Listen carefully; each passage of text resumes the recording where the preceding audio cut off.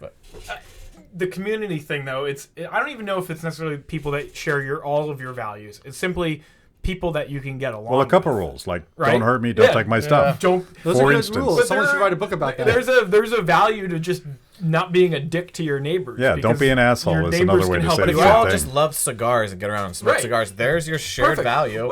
Well, Everything yeah, else that's can why be- this is the I've said value of before I love concerts. subcultures. Yeah. I love subcultures because you get people who have these weird interests that nobody else has, and they use the internet to find people who have the same interest, and they get together and they hang out, and that's great. I love that. But then, but the problem. Here's my yes, but Okay. I know this is the wrong. You're supposed to yes and, Yes, but and. I'm butting. Yeah. The problem with the internet is that many of these subcultures either grow or become further. This has been the problem that I think everyone wants to solve, but and related to the Star Wars thing, is that eventually they just become a proxy battle for something else. Is what's happened.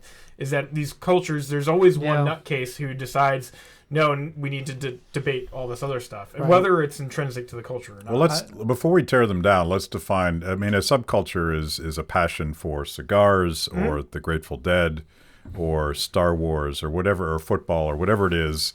And I sort of love, in the positive sense, watching these subcultures get so passionately argumentative about things that nobody else cares about. Right.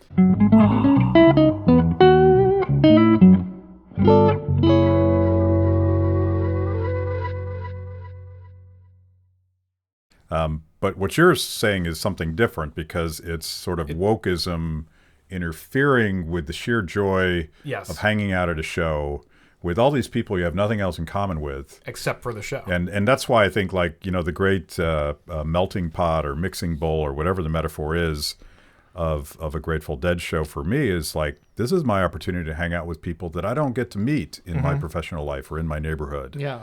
And I love hanging out with normal people. I'm not normal, but they are. And it's sort of that release for that. But if politics infiltrates that, it's going to screw everything up. And it has in some things. I mean, I will say it's there's the woke left version of it, and then there's the other side of it, which is where you're finding something and you're just angry at it, and there's not a lot of there's a woke right too, for sure.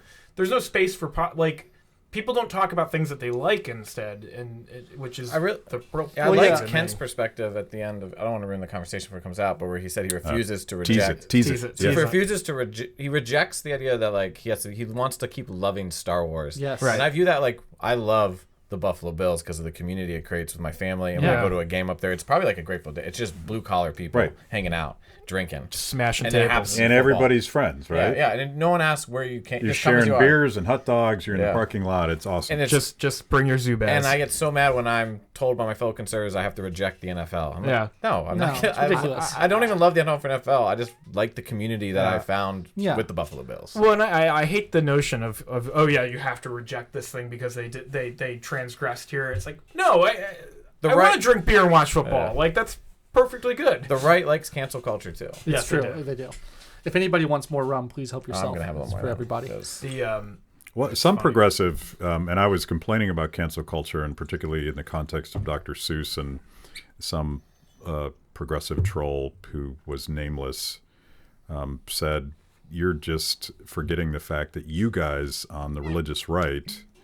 I don't think you're on the religious right, are you, Matt? Well, it's possible that Twitter doesn't have full knowledge of who I actually am, but like they called it out when the religious right, and not just Republicans, but like Tipper Gore and Al Gore and all those guys were trying to ban Purple Rain. Such a dangerous song. Well, it is this very sexual song. But yeah, like cancel culture is not a new thing, and I don't know if it started with the left, but I might even go back to like the Cultural Revolution under Mao, where they just wanted to erase history for very nefarious ends.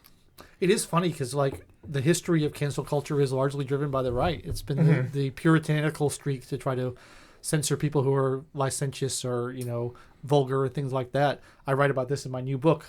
What's your new book called? My new book is called Conform or Be Cast Out, The Literal Demonization of Nonconformists. And when is it available? It's available in November of this year. Thanks for asking, man. Excellent. But yeah, like I talk a lot about like the satanic panic and like all the Tipper Gore stuff of trying to censor heavy metal lyrics and things like that. And it's just, it's weird that it comes from the right and now it's been turned around. It just goes to show you that, these things always backfire. Yeah. It can always be turned against you. I have a question since you're writing a book on it.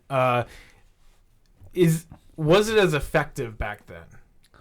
Because it seems like today is I guess more, not. more potent. It wasn't as effective back then because people just kind of shrugged and were like, we're going to do it anyway. Right. Is that a cultural thing? Or it's weaponized by like Twitter mobs. Yeah. Which are very much orchestrated things, and it spreads quicker. And back in the day, it was harder to demonize the other, although they still did it. But it feels like it happens like overnight now, like 10 angry tweets, and your career's over. Right.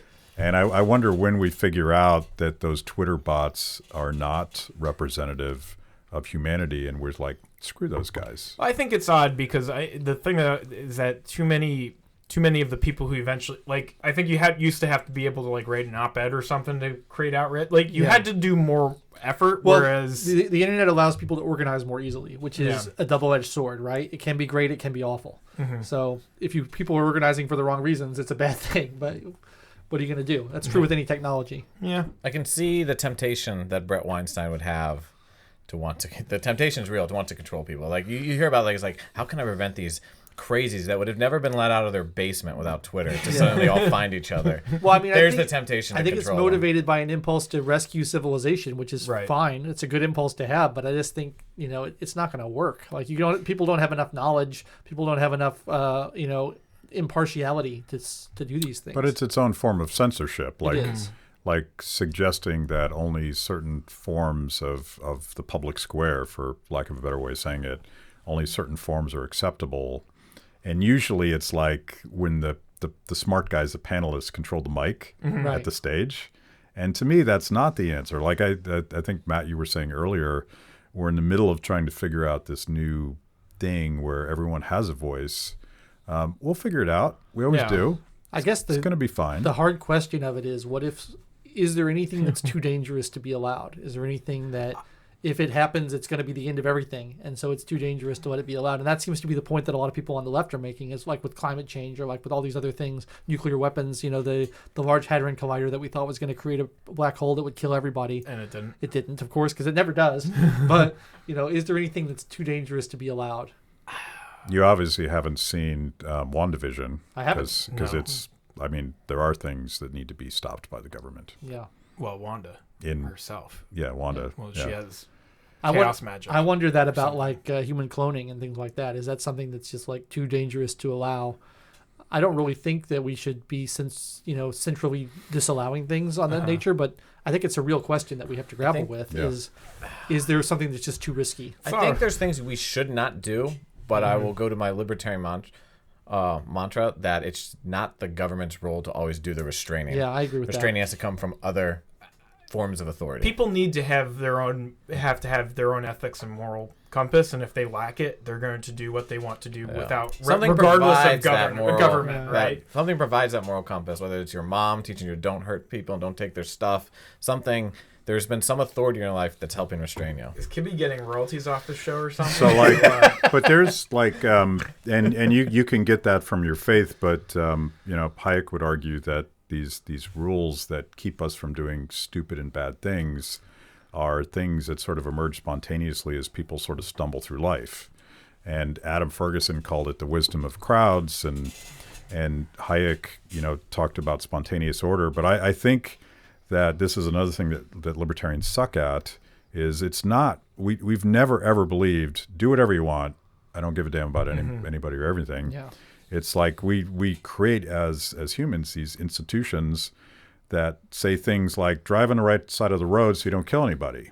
And that was not a law. That was just like people probably running into each other saying, I guess we shouldn't do this anymore. Yeah, it's the unspoken rules that we all abide by for practical reasons. Yeah. I think that there is a cultural need for there isn't as much unifying culture because it's been fractured too much. And I think that there's a need for institutions to provide some sort of compass. And too many people have either given up on religion as that institution.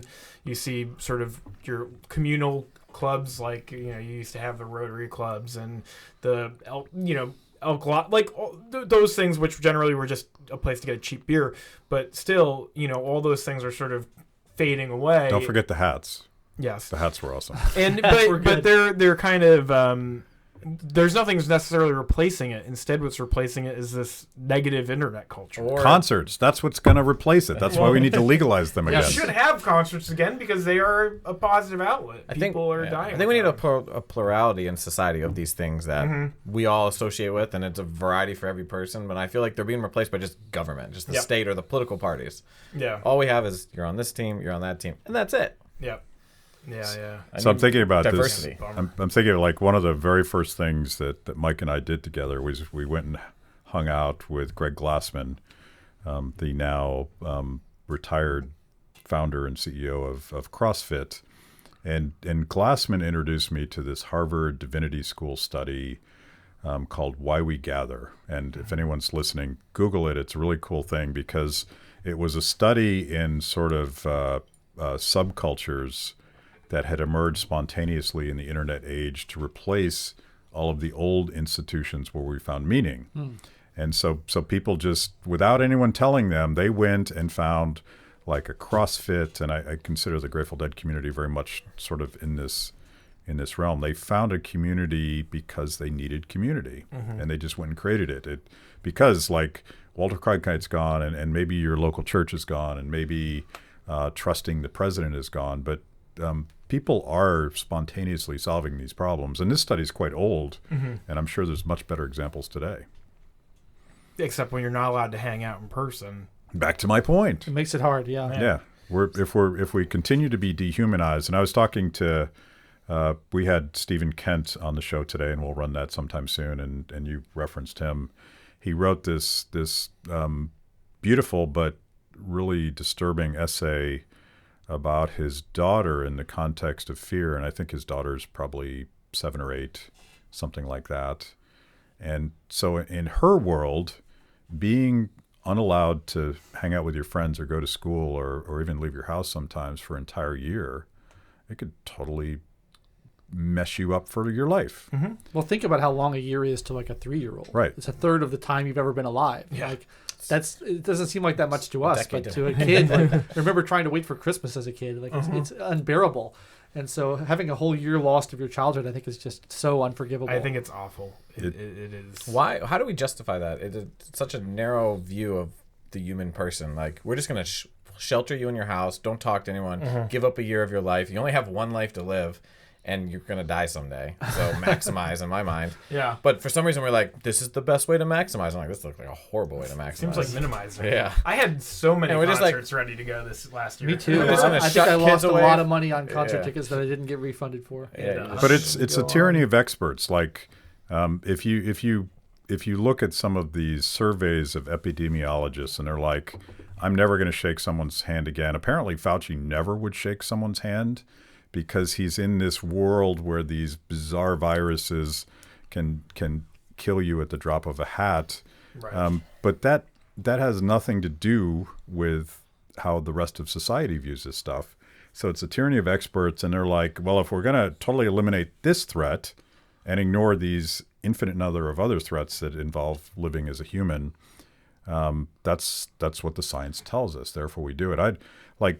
Fauci is sort of a political hack, but he also represents this sort of freaked out epidemiologist view that everything's dirty.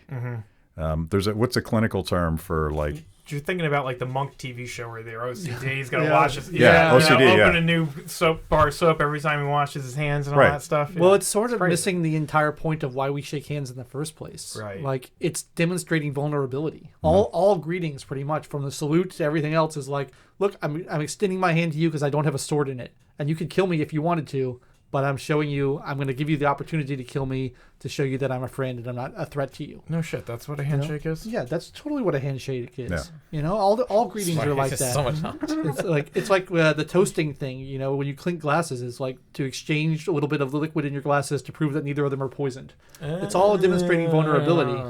And so if you're not willing to demonstrate vulnerability to each other to show that you're friendly and you're not a threat, then it's just going to be hostility all the time. Yeah. Economy is like that's solving the knowledge problem. Poison, weapons. Well, I mean, with the salute is lifting the visor on your helmet to show your eyes to someone to say, look, I'm a friend, and so you could stab me through my eyes if you wanted to, but I'm a friend. It's okay. The addition of the mask, though, is now even removing the smile, which is the weakest, I guess the lowest form of that vulnerability. I didn't know that, but like it's a form of accepting risk. He could be making all that up. We have no idea. Well, he probably is, but let's roll with the metaphor anyway. It's a form of accepting that life comes with risk, and I think about it from just a narrow business perspective. Some of the most interesting projects I've ever done were by taking a leap of faith and partnering with somebody, and I didn't know if they were going to screw me over. I didn't know exactly if they were who they said they were, but those partnerships produce the coolest things in my professional career. They've also produced some pretty horrific train wrecks, but if you don't take the risk, you don't ever achieve that sort of meaning that comes with life. So like you could hide in your room for the rest of your life, but I don't consider that living at all. Mm-hmm. Well, that was one of the things that the book's a couple of years old now, but in the Crawford book that I was talking about is that it's that these sort of the more that we become reliant on technology, the more risk averse people become. Yeah. That you're and it's not even necessarily a conscious decision either. You think he uses the cars as an example because the dude's a gearhead, but you think about a luxury car basically is removing the more risks it can remove. So it beeps when someone's in your blind spot. It parallel parks for you. It backs out of a parking spot for you. It's just removing risk, but also removing your brain. And hey, we've been joined by Rourke the cat. Welcome, Rourke. That's a big deal. Like this is the ultimate sign of approval. There you go. That he thinks this conversation's worth engaged in. Yeah. Or he's just looking for a place to take a nap. A rating on iTunes there, Rourke? Yeah. What's up, buddy? Like and subscribe. Well, there is something, and it's a little bit Luddite, and I had Matt Crawford on my show, and he worries about the loss of purpose associated with over technology. I don't know, over automation. Yes. And I totally get that, and I can't get myself around the city anymore because I always type it into maps and I just follow the robot. You forget how you're going. But the other thing that he talks about so much, and I think he's read Hayek, but he shows this cool picture of some unregulated, unlighted intersection in some city in Africa. And it looked like to me a place, an intersection in Mumbai, where it looks like everybody's going to get killed. Nobody gets hurt. Like there's people walking, there's people driving, there's elephants, there's total chaos, and it looks like everything's going to smash together. It's a progressive scientist planner's nightmare, and yet people have a way to work it all out. And to me, that's a beautiful metaphor for like this social media train wreck we have. Like people are going to figure it out, and we're going to establish tacit rules of conduct. We're probably going to get rid of bots because, the big problem with something like Twitter is the asshole that's calling you a fascist or a racist isn't a real person. It's not a real person. Right. So who cares? I think the paradox of all of this is like squaring that point of view that Matt Crawford has with also a desire for progress and alleviation of poverty and making life better and easier for people. Mm-hmm. Like both of those things are true at the same time, and it's not an easy thing to understand. Yeah. Because you don't want to say, well, people have become too soft, so we need to make everything hard for people, and then they'll starve to death. But you also don't want to say we shouldn't make anything too easy so that people become soft and awful. The quote that I can't get out of my head that I keep thinking about this year is, I forget who said it, but it really resonates with me. It's bad times produce strong men produce good times produce bad men, or weak men produce bad times. Right. And like, I think it's just this cycle that we're kind of doomed to play out over and over again. Is like, we make things better, and then everybody gets cowardly and weak, and then they make things worse, and then we get really strong people who make things better again. Yeah. So I don't know. And I'm afraid we're in the cowardly and Yeah. weak part of the That- cycle. There's no question about it. 100%. Is there any society though that says like, "Oh, we're the strong men"? I No, don't know. no, because I think the strong man doesn't Yeah. Probably too focused on the bad times. Like, whew. figure this out. And I've made this argument 1,000 times, but like democratic socialists like AOC are constantly talking about dignity, and they think dignity comes from guaranteed income and a guaranteed job and a minimum wage and cradle to grave kind of social safety net stuff. And I actually think that would turn you into either a blob, a depressed blob, or worse yet, sort of a resentful monster. Because and this is where my Ayn Rand comes out. Like the struggle, the work, the process of succeeding and failing and succeeding, that's where life gives us meaning. And Yes. I think part of the problem we have, the reason we're weak and soft right now, is that things are pretty damn good. Yeah. Like we don't worry about where we're going to get a meal. Well, and so I wanted to defend the Crawford thing a little bit. Is that, or it's also spinning off of what you just said. Is that I think that, when you do something for yourself, it is way more. You get a lot more out of it rather than going off and paying someone else to do it or having technology do it for you or whatever. I've been dealing with things will go. You've got an old house. Yeah. I have an old house. Things go wrong in it constantly. And it is very gratifying to be able to fix even a small thing yourself rather than having to call and pay someone to do it for you. And one of the nice things about the internet is that you have all the knowledge to fix the problem is no longer locked. If you care to fix it yourself, you can go and figure out how to fix it. Sure. If you want to dedicate the time to doing so. And that's way more gratifying than saying, "Oh, let me go pay someone to solve the problem," which is, I think, the general the issue of the democratic socialist is, well, if the problem is this person doesn't have money, well, why don't the government just give them the money? Which doesn't fix the problem of why the person doesn't have money, Right. or doesn't have a job or whatever. There's something else that needs to get dealt with, and this is in his book, is that it's always. Problems are now always defined as something that is outside of your actual ability to do anything about. There are some things that are, but generally speaking, if you can trace a root cause to something that you actually have a control over and that you can do something about. And too often these social safety nets say, "Oh no, it's not your fault you don't have this thing. It's something else's fault. You don't have to change anything about you." And I think we were talking with Ken about this. You don't have to change anything about you. Here's a check. Just don't worry about it. And that doesn't fix anything. How?